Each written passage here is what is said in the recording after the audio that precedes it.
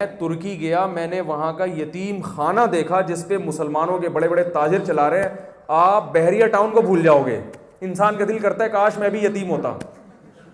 ایسا وی آئی پی انہوں نے یتیم خانہ بنایا ہے, ایسا وی آئی پی یتیم. اتنی اچھی تربیت بچوں کی, دینی تربیت بھی, دنیاوی تربیت بھی, ایجوکیشن کا انتظام بھی.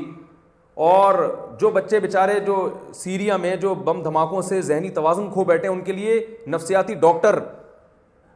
کیسا زبردست نظام بھائی. ہمارے ہاں ایسا مالداروں کے لیے ایسا رہائش کا نظام نہیں ہے.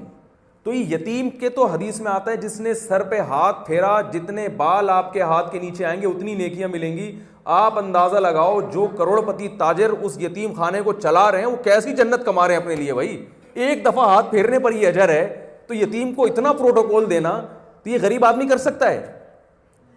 غربت اسلام میں عیب نہیں ہے, یاد رکھیں, لیکن یہ وہ غربت جو اللہ کی طرف سے ہو.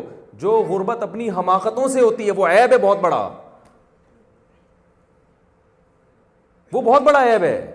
ہم جو غریب ہیں اپنی حماقتوں سے ہیں, اللہ کی طرف سے نہیں.